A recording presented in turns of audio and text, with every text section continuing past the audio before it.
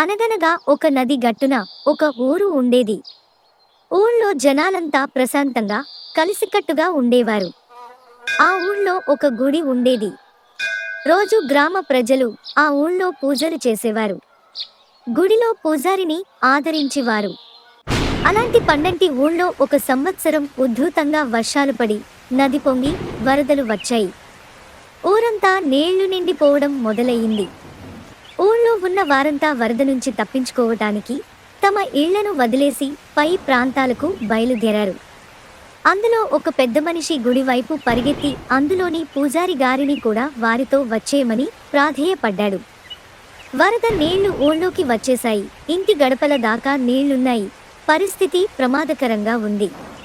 మేము అందరం ఊరు వదిలి వెళ్ళిపోతున్నాం. మీరు కూడా మాతో వచ్చేయండి. ఆ పూజారి ప్రశాంతంగా, నా గురించి దిగులు పడకండి, నేను నిత్యం సేవించే నా స్వామే నన్ను కాపాడుతాడు. మీరు వెళ్ళండి అన్నారు. ఈ మాట విని ఆ పెద్ద మనిషి వెళ్ళిపోయాడు. కొంతసేపటికి నీళ్లు నడుముదాకా వచ్చేశాయి. పూజారిగారు గుడి గట్టున నుంచుని జపం చేసుకుంటుంటే ఒక గుర్రపు బండిలో పోతున్నవారు కొంతమంది ఆగి పూజారిగారిని కూడా బండి ఎక్కమన్నారు. కాని పూజారిగారు మట్టుకు నన్ను దేవుడే కాపాడుతాడు అని గుడిలోనే ఉండిపోయారు. ఇంకొంచెం సేపటికి నీళ్లు మెడ దాకా వచ్చేశాయి. పడవలో ప్రయాణం చేస్తున్న కొందరు చూసి వారితో వచ్చేయమని బ్రతిమాలుకున్నారు. ఇక్కడ ఉండడం చాలా ప్రమాదం, నీళ్లు చాలా వేగంగా వచ్చేస్తున్నాయి, మీరు మాతో రండి అన్నారు.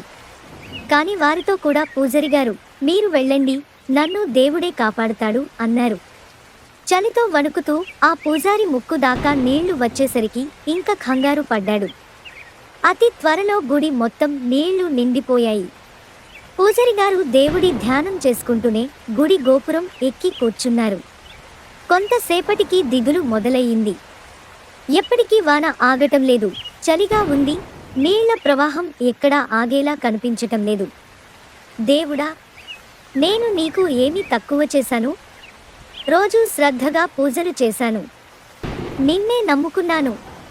అయినా నన్ను కాపాడడానికి రావేంటి అని దేవుడితో ఫిర్యాదు చేసుకోవడం మొదలెట్టాడు. దేవుడు ప్రత్యక్షం అయ్యాడు. మూర్ఖుడా, నీకు మనిషిని పంపించను, బండిని పంపించను, పడవను పంపించను. నువ్వే రాకుండా ఇక్కడ తిష్ట వేశావు. నువ్వు నన్ను గుర్తుపట్టకపోతే అది నా తప్ప అని మందలించి మాయమైపోయాడు. పూజారికి వెంటనే జ్ఞానోదయం అయ్యింది.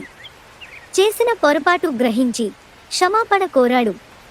కొంతసేపటికి మరో పడవలో కొంతమంది కనిపించారు.